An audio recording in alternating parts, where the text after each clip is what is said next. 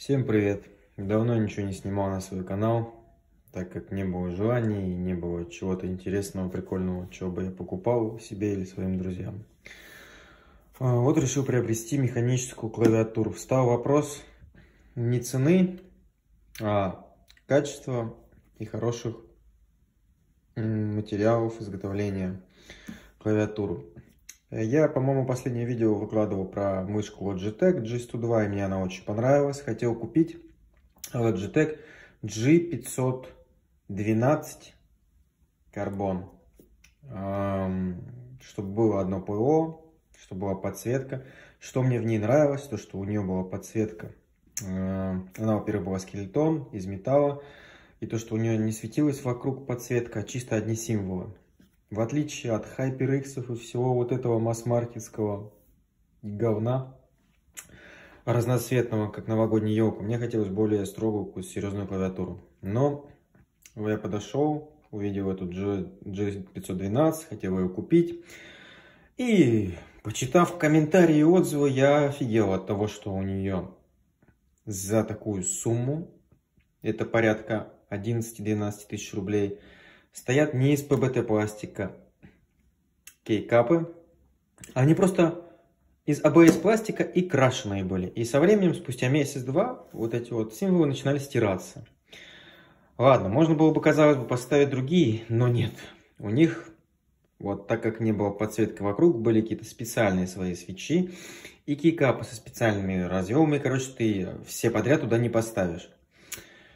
И была вторая версия клавиатуры на GX Brown, этих свечах. Там у них обычный разъем под кейкапы, да, все нормально, казалось бы. Но у них уже теряется приколюха, и у них они светятся как HyperX, как Z-Gaming, вот эти вот все SteelSeries. Мне такое не нравится. Я начал искать альтернативу и понял, что вот китайские хорошие клавиатуры, которые стоят почти на уровне, дают даже лучше качество за свою стоимость, а иногда их можно найти даже дешевле. И я понял, что как бы я не хотел одной фирмы клавиатуру и мышку, надо искать что-то другое. Смотрел обзоры всякие на в YouTube, там всякие Feltsports неплохие. И вот мне как-то попалась вот такая клавиатура фирмы Akka. Клавиатура вообще, в принципе, у них хорошая. Это китайский бренд, который представлен на российском рынке официально. Он имеет русификацию, поддержку, гарантию. Вот. Стоит данная красавица в ДНС 9200 рублей. Вот по Воронежской области я смотрел у себя. На Озоне можно за 7000 ее найти. Я же купил ее, не буду скрывать, на Сбермегамаркете за 6500 у нее был ценник. И один день была скидка за 6000. И у меня были бонусные баллы. Это не реклама Сбербанка и Сбермегамаркета, но там есть такие приколюхи, в отличие от всех этих магазинов. Там были Сбер спасибо, бонусы на самом Мегамаркете. И суммировав их, она мне досталась за 4650 рублей. Плюс 700 рублей мне с нее вернется еще бонусами на счет на следующую покупку. Поэтому в конечном итоге она мне в районе 4000 становится, будем честны. И это очень дешевая цена для полностью 98% клавиатуры, да, стандартного размера, полностью механической, с подсветкой. Она имеет у нас ПБТ кейкапы, пускай они не подсвечиваются. Но тут она не скелетон, и эта подсветка не врви глаз смотрится. Их, если что, по желанию можно заменить, если вам захочется отдельный кейкап, такие как от Dark Project, который светится с символами. Но я еще сам посмотрю, может быть закажу, а может быть и мне этого достаточно будет. Она идет, получается, у нас с ПБТ кейкапами двойного литья, то есть они никогда не сотрутся. У нее русская раскладка сразу. У нее приложение есть, официальный сайт, скачиваете его. По хорошие, очень настраиваемые все клавиши, подсветка, все я сейчас покажу. И она идет в двух вариациях. На свечах Geely Pink акковские, они линейные с силой нажатия 45 граммов. И Purple какие-то, Geely Purple, по-моему, они тактильные. Тоже, по-моему, 45 или 50, не помню, или 40 граммов, короче. Но я захотел линейные, просто чтобы были тихие. Вот. Что еще хочу сказать по этой клавиатуре. Довольно-таки тяжелая, добротная. Уже прям чувствую по весу. Плюс у нее, помимо хороших кейкапов, красивой подсветки, пускай даже она не скелетон, она имеет, я смотрел обзоры, не буду ее разбирать, но я точно скажу, она имеет шумоизоляцию, получается. И у нее hot-swap свечи.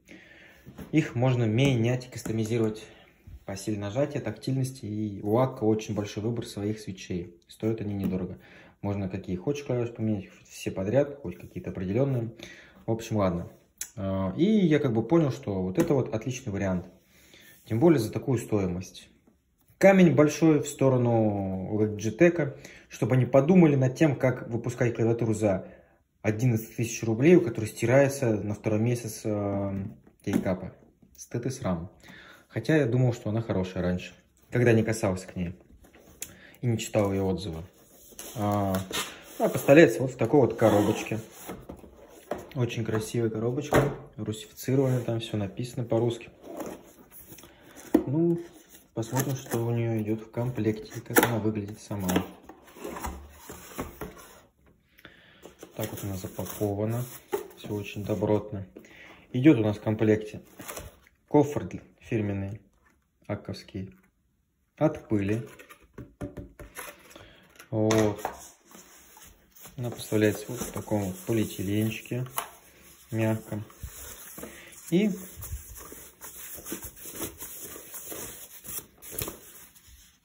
вот так вот она у нас выглядит. Ничего лишнего. Есть эта версия 5108. Это полноразмерная. Есть 3108, если я не ошибаюсь, еще без цифрового блока, маленькие. Есть беспроводные варианты, как полноразмерной, так и маленькой версии этой клавиатуры. Вот. Ну, на вид ничего не скрипит, не люфтит, собрано добротно. Вот. Пытаюсь ее скрутить, ничего не скрипит. Везде у нас пластик, нету здесь, конечно, никакого металла, ну да и он особо и не нужен, я так думаю. Подставки под запястье она не имеет, можно купить отдельно, если захочется. Я вообще все время пользовался, не знаю, попробую без этого, без подставки. Подключается она кабелем USB Type-C, в комплекте идет. Его можно, вот он кабель канала, прокладывать как прямо, так вправо, как влево. Мягкие, очень, кстати, мягкие, прям очень приятные ножки. Вот такие вот такая вот подставочки под клавиатуру. Они имеют два положения, маленькие и побольше. И все прорезиненные. Очень добротно выглядит. Звучит она, ну, очень приятно. Ну, после мембранки Бладиевской, на которой я отсидел 7 лет, это пробел стабилизаторы, как у нас звучат.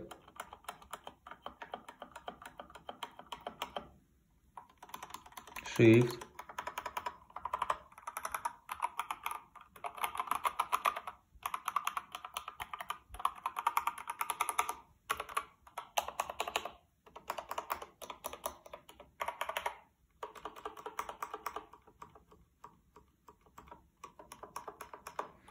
Ну, в стоке она очень хорошо звучит, мне нравится.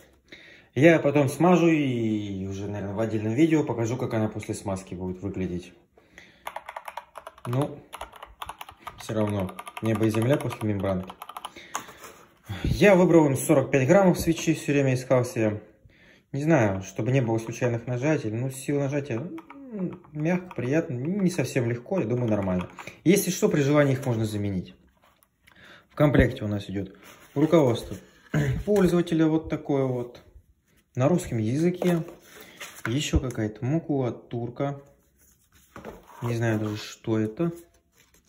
Без понятия. Гарантийный талон. О, ну это, да, вот это вот большой плюс, что у нее есть русская полноценная поддержка. Вот, что еще? И в комплекте вот у нас идет. Тут должны быть запасные кейкапы желтенького цвета. Да. Вот. два пуллера для кейкапов и для свечей. Вот такие вот очень даже хорошие пуллеры. Кейкапы у нас выполнены по технологии двойное литье. Имеют такую шероховатенькую поверхность, приятную. Очень даже. Вот такой вот профиль у них. Я не мастер, не клавиатурщик, не знаю, как он называется. Но очень красивые ровные кейкапы. Вот и у нас свечи наши. Jelly Purple. Ой, нет. Jelly Pink. Линейные.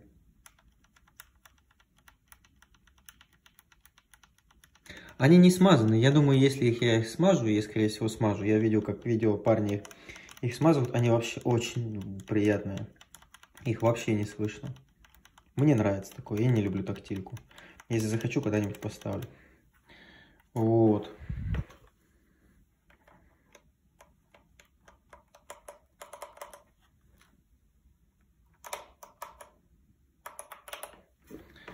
И идет у нас еще вот такой вот пуллер для свечей.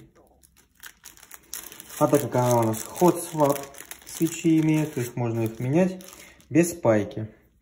Сейчас попробую, как это оно там делается.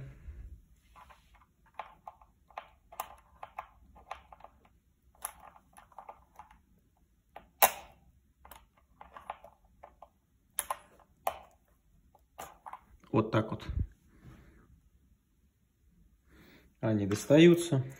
Очень прикольно, необычно. Не надо ничего паять. Захотели вы поставить тактильный вот здесь. Заказали их отдельно у самой же Акко. Поставили, надели кейкап и кайфуете. Ну, очень приятно, да. Так вот прям. Качественный довольно-таки. Хотя я не мастер, я в этом прям не разбираюсь. Так, вот так это все дело происходит. А как же она у нас была? Ага, снизу вот так вот. Это не два разъемчика.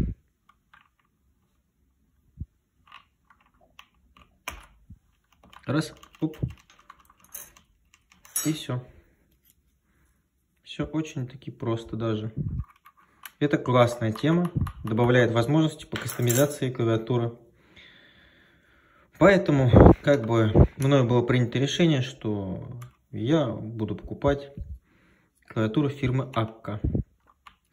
Так как я считаю за свою стоимость, лучше нее на рынке нет. Особенно за 4650 рублей. Такой богатый комплект. Провод. Даже заглушка. USB на USB-C. Хороший провод, толстый. Его тоже можно отдельно заказать, какое-нибудь кастомное. Любой туда подойдет. Вот. И комплект сменных вот таких вот кейкапов, тоже выполнен по технологии двойное литье. Ну, чтобы можно было немного ее разнообразить. Не знаю, какую я поставлю из них, какую не поставлю. Но то, что они есть, и это хорошо. Ну, сейчас скачаем родное ПО, подключим ее, посмотрим, как она светится. И на этом, я думаю, все. Я просто сколько не искал в интернете, русскоязычных обзоров очень мало на ней. 2 или 3 штуки всего. Вот именно на 5108. Предыдущие модели есть. Мне вот было интересно именно она, потому что она последняя как бы модель. Не знаю, некоторые жаловались на то, что у кого-то диод перестает гореть и что-то еще. Я не буду утверждать. Я только его купил. Попользуюсь, потом, может быть, в комментариях к собственному видео подпишу, что если с ней что-то станет. Ну а так, за 4000 рублей, я думаю, это очень хороший вариант. По крайней мере, лучше, чем за 10-11 тысяч какой-нибудь клавиатуру, которая именитого бренда, которая развалится через пару месяцев.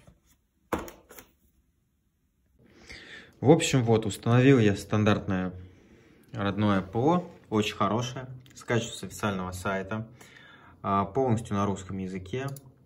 Тут как бы вот можно клавиши переназначать,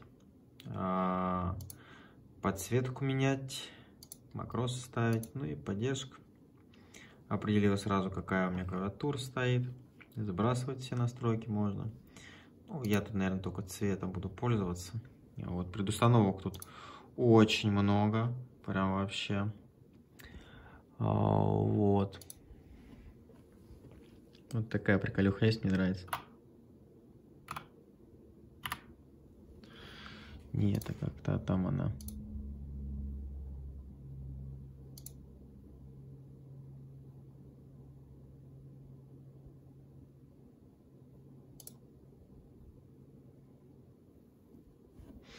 Волна всякая есть. RGB подсветка прям очень красивая. В глаза не бросается, не режет. Вот. Поэтому как бы мне очень нравится. Попробую потом все-таки заказать кейкапы с светящимися символами. Посмотрю, как будет выглядеть. Вот. Как бы, ну, я использую вообще цвет вместе со своей подсветкой, чтобы было одинаково. Вот сюда вот уже сохранил я предустановку. А вот тут можно каждую клавишу по отдельности регулировать.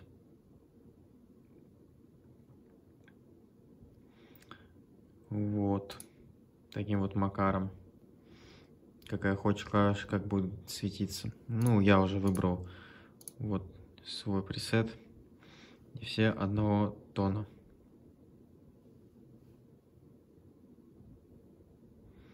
Сейчас она загрузит. Вот. Все. Вот так мне очень нравится. Вообще. Просто сосочка. Цепкие ножки. Прям вообще. Она по столу не ездит.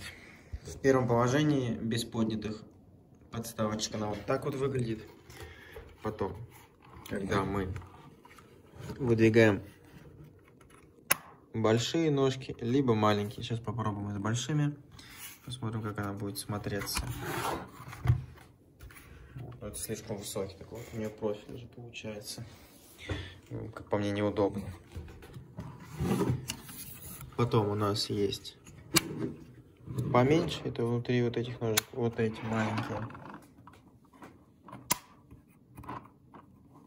И все они прорезиненные. Вообще все, в принципе. Это уже у нас так вот небольшой такой наклончик. И получается полностью без них, как мне нравится, в принципе, больше всего. Смотрится очень классно, шикарно. Вот, как бы руководство пользователя. Кстати, на русском языке тут в конце все есть, все прописано. Все можно посмотреть. Поэтому вот такая вот клавиатурка у Акко.